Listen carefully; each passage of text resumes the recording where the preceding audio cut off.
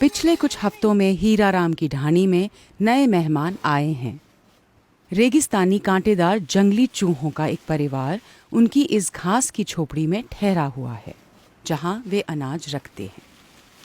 तब से उस माँ और उसके नवजात शिशुओं को कोई तकलीफ ना हो, इसलिए हीराराम ने अपने अन्न भंडार की सफाई नहीं की और न ही वहां से अनाज उठाया है। ये सेड़ा है, वो आपका घास फूस खाता है, आपकी टाइम पास करता रहता है। हमारे को ये बढ़िया लगता है। आते हैं जब घर सुना नहीं लगते हैं। ये पहली बार नहीं जब हीराराम के यहाँ वन्य मेहमान आए हैं, और ना ही ये आखिरी होगा। वास्तव में उनके गांव में सभी निवासी गर्मजोशी से भरे मेजबान हैं।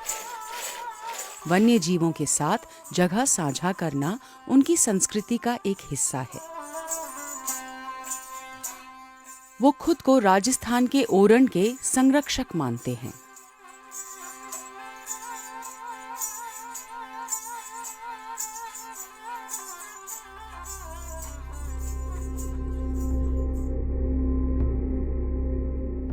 ओरण पवित्र वन होते हैं।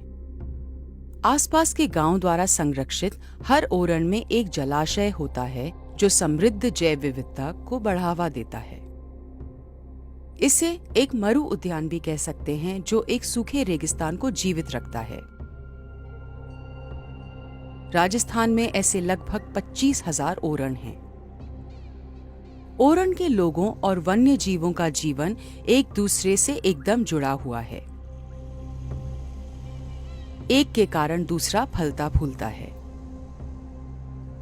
समृद्ध वनस्पतियों और जलाशयों से युक्त ओरण गांव वालों के ऊंटों, बकरियों और भेड़ों को भरपूर चारा देता है। इसके बदले में गांव वाले इसकी भूमि और वन्य जीवों की रक्षा करते हैं। ओरण में कोई भी पेड़ नहीं काट सकता और न ही इसे कोई नुकसान पहुंचा सकता है।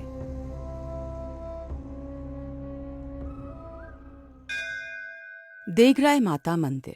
देवीकोट के पास स्थित ये मंदिर 600 साल से अधिक पुराना है। 16वीं शताब्दी में जैसलमेर के राजा ने इस मंदिर के सामने वाली 60,000 बीघा जमीन देगराय ओरण के निर्माण के लिए दी थी।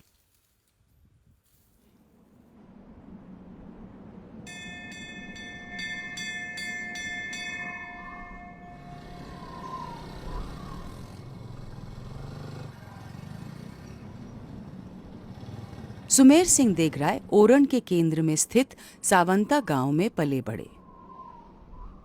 उनका बचपन से ही देगराय के साथ गहरा नाता है। उन्होंने इस पवित्र भूमि को करीब से देखा है और इसे किसी भी प्रकार के नुकसान से सुरक्षित रखने के लिए पूरी लगन से गश्त लगाई है।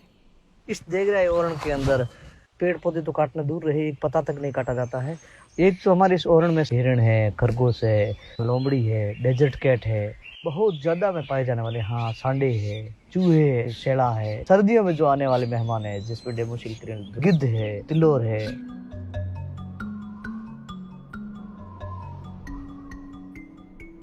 अपने हालिया गश्त में सुमेर सिंह ने एक रेगिस्तानी बिल्ली को अपने 3 बच्चों के साथ देखा। तब से उस माँ और उसके बच्चों की सुरक्षितता सुनिश्चित करने के लिए वे हर दिन उस जगह का दौरा कर रहे हैं।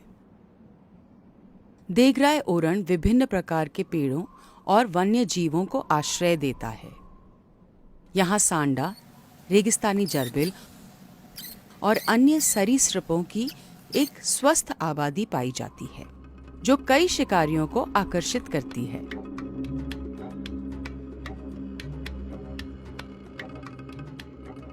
दो मुंहा सांप निशाचर होते हुए भी कभी कभी अपवाद के तौर पर दिन में भी शिकार कर लेता है, लेकिन तभी जब शिकार इस रसदार सांडे जितना लज्जतदार हो।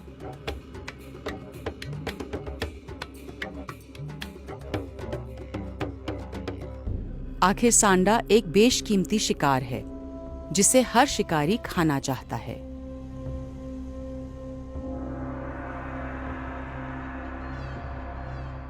प्राकृतिक दुनिया परस्पर निर्भरता और स्पर्धा का एक जटिल जाल है। यह एक नाजुक संतुलन है जो मानव निर्मित विकास के दबाव से बिगड़ सकता है। आज देगराय ओरण के सामने भी एक ऐसी ही चुनौती खड़ी है। वो है अक्षय ऊर्जा परियोजनाओं से निकली हुई हाई टेंशन केबल्स, जो अब आकाश पर कब्जा कर बैठी हैं। ये शिकारी पक्षी भले ही कितने भी मजबूत क्यों न लगें, वे अपने उड़ान पथ में आने वाली इन आड़ी तिरछी तारों की उलझन को नहीं संभाल पाते। कई इन तारों से टकराते हैं, कुछ घायल हो जाते हैं, लेकिन ज्यादातर तत्काल मर जाते हैं। हर दिन खत्म हो रहा है इन तारों से टकरा करके। कभी टॉनी ईगल खत्म हो रहा है, कभी इजिप्शियन वोल्चर खत्म हो रहा है। हमें दर्द होता है ये देख करके।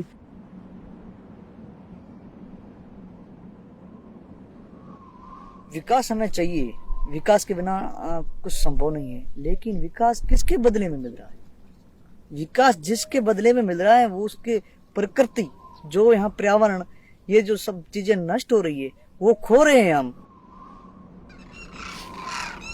हमारे यहाँ विचरण करने वाले ऐसे ऐसे पक्षी, दुर्लभ पक्षी हैं, जो हमारा हजारों पक्षी यहाँ आते हैं और यहाँ खत्म हो जाते हैं। वो मेहमानबाजी के लिए आते हैं कई पक्षी। तो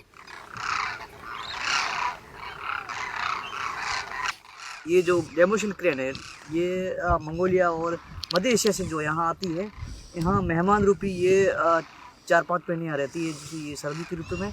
और अब यहाँ जो बड़ी हाई टेंशन लाइनें निकल रही है, उन लाइनों की वजह से इस साल ये कुर्जे ये निरंतर 20 दिन के अंदर 14 कुर्जे लाइनों के टकरा करके और करंट से ख़त्म हो चुकी हैं। इसी जगह पे आज से 10 दिन पहले 6 कुर्जे ख़त्म हुई थी और ये आज 4 कुर्जे यहाँ ख़त्म हो चुकी हैं। इतना ही नहीं, ऊंटों पर सवार स्थानीय यात्री भी नीचे लटकी तारों से टकरा जाते हैं और कभी-कभी दुर्घटनाग्रस्त भी हो जाते हैं। ओरण के लोगों और वन्य जीवों का जीवन बदल गया है। वे खुद को असहाय महसूस करते हैं, लेकिन उनकी पुश्तैनी जमीन पर कब्जा करने वाली बिजली परियोजनाओं के खिलाफ उनकी लड़ाई जारी है, एक ऐसे इकोसिस्टम के लिए जिसे वे सदियों से सींचते आ रहे हैं। जो हाई टेंशन लाइनों के ऊपर अभी सुप्रीम कोर्ट ने राय दिया है कि इसको अंडरग्राउंड किया जाए, बहुत ही अच्छी राय है। हम भी यही चाहते हैं कि इसको अंडरग्राउंड करके और विकास, देश को डेवलपमेंट होना चाहिए, तो इसमें प्रकृति भी बचेगी और ये वन्यजीव भी बचेंगे।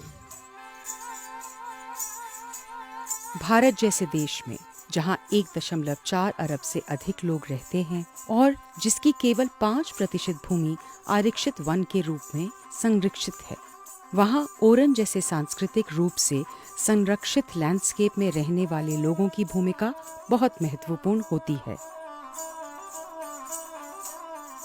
आज संकटग्रस्त बनी उनकी आपसी सम्मान प्रणाली में हमारे अस्तित्व और भविष्य के समाधान छुपे हुए हैं। क्या हम ये सुनिश्चित कर सकते हैं कि तथाकथित विकास, सद्भाव और एकता की इन प्रथाओं को नष्ट नहीं करें?